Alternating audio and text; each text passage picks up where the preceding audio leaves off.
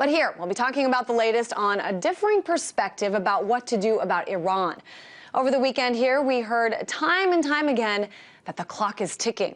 That's according to many leaders, both here in the United States and in Israel, as well as much of the mainstream media here, that something must be done soon about Iran's alleged nuclear program.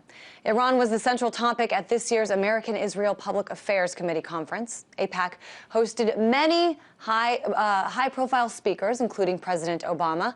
Israeli Prime Minister Benjamin Netanyahu will speak at AIPAC tonight.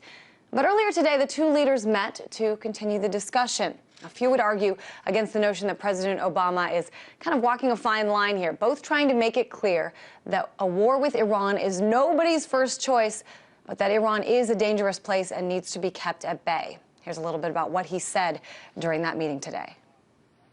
We do not want to see a nuclear arms race in one of the most volatile regions in the world. We do not want the possibility of a nuclear weapon falling into the hands of terrorists, and we do not want a regime that has been a state sponsor of terrorism being able to feel that it can act even more aggressively or with impunity as a consequence of its nuclear power. Well, President Obama has been criticized by many conservative leaders here in the U.S. as well as in Israel for not being tough enough on Iran. But today he seemed to be trying to make it clear that no matter what happens, the two countries are in this together. Here's Prime Minister Benjamin Netanyahu. Americans know that Israel and the United States share common values, that we defend common interests, that we face common enemies. Iran's leaders know that too. You know, for them, you're the great Satan, we're the little Satan. For them, we are you and you are us. So we want to talk more about the rhetoric and the reality today. And to help me do that, I'm joined by Max Blumenthal, a writing fellow with the Nation Institute. Max, let's kind of break this down. There have been many instances since President Obama came into office that people would say, you know, Israel says jump and the U.S. says how high. That's the perspective of some. Other people say, you know, President Obama is, you know, not trying to do everything that he's being told by Israel. What's going on here? I mean, do you think that Israel does, in fact, drive the U.S. foreign policy? With respect to Iran, it's driving it right now, but it's not driving it to its as far as it wants to. It's not able to move the red lines to where it wants to go. We heard Benjamin Netanyahu tell Barack Obama, you're you and you're us. I mean, it's a bizarre statement, but it means we're basically, our interests are the same. That is not true with respect to Iran. Iran poses no threat to the United States militarily. And the Obama administration is acting on assessments from the CIA, from the military intelligence apparatus, that tell him that a war with Iran would be disastrous. Israel is seeking to use the U.S. as its proxy to attack Iran through AIPAC. And what AIPAC is doing in Congress right now is it's given Congress an ask, meaning they're asking Congress to authorize a resolution declaring that the red lines should move, meaning that the U.S. will go to war if Iran crosses these red lines, and the red lines will be that Iran has nuclear capacity and not a nuclear weapon. And Obama has said Iran has to get a nuclear weapon before we decide to act militarily. So they're not, the U.S. is not them, and they are not us. There seems to be, that is an important distinction to make between the two countries and their interests and what they've said sort of that line is. We do hear a lot, of course, from you know, leaders in Israel. We hear a lot from AIPAC and some of the voices that they sort of put out into the public to make their case. We don't often hear from Iran, so I think it's important to put this up. I know a little more than a week ago, Iran's supreme leader, Ali Khamenei, gave a foreign policy speech, and as part of that speech, he addressed the issue of nuclear weapons. And here's what he said. He said, the Iranian nation has never pursued and will never pursue nuclear weapons. There is no doubt that the decision makers in these countries opposing us know well that Iran is not after nuclear weapons because the Islamic Republic logically, religiously, and theoretically considers the possession of nuclear weapons a grave sin and believes the proliferation of such weapons is senseless. What do you think? I mean, is Khamenei lying? I think the Iranian regime, I would agree with anyone who says that it's a terrible authoritarian regime and that they're not fully cooperating with the International Atomic Energy Association, which Israel refuses to allow inspections from. Israel also refuses to sign the Non-Proliferation Treaty.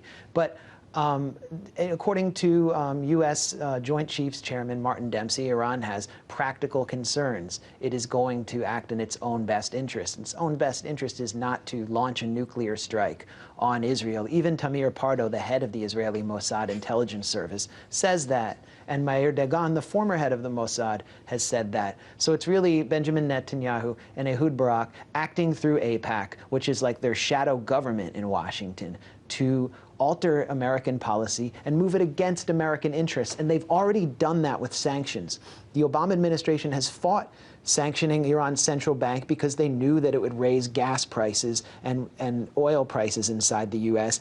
Congress passed it 100-0, this AIPAC resolution, and now we have high gas prices, and Americans don't really understand why. And now they're pushing a U.S. war for Israel through AIPAC. So you're saying that Iran is not, you know, a sincerely, genuinely nice, kind country, but you believe that they're not pursuing nuclear weapons? They may be pursuing nuclear capacity. All I know is they're not complying with the IAEA, and that they, even according to senior members of the military intelligence establishment in Israel and the United States, are not inclined to attack Israel or the U.S. This is about regional power.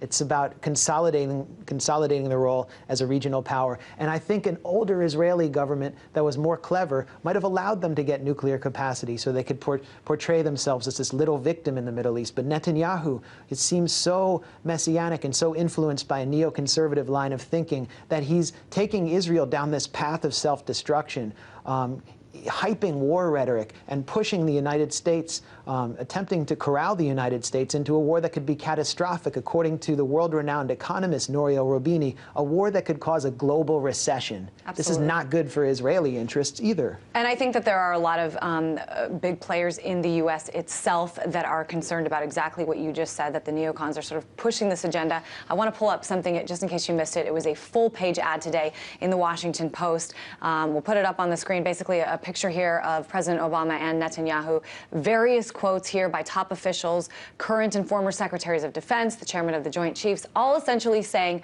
the consequences of attacking Iran are too grave. Now is not the time. Asking the president to resist the pressure for a war with Iran. I'm wondering, what kind of impact do you think visuals like this, these full-page ads in the newspaper, I mean, do you think that people will start to realize, hey, there's another perspective here than what we're hearing from, you know, Senators John McCain, Lindsey Graham, and Joe Lieberman? Well, it's important to make the case against war in public, and Barack Obama has not made the case for diplomacy enough. When George W. Bush was making the case for the war with Iraq, he made 16 major speeches before the war began. Barack Obama has mentioned diplomacy for the first time at AIPAC. So that's significant. But what we're seeing is a constant drumbeat for war. It's influencing American opinion. A Pew poll that just came out of Public Opinion shows that most Americans say they don't know very much about the dispute over Iranian nuclear weapons, and they're not getting information from the mainstream media. And at the same time, most Americans say they favor a military strike on Iran. That's incredibly dangerous. AIPAC is capitalizing on American ignorance and the media's dereliction of its duty to inform the public about what this means and who are the players influencing this drive to war.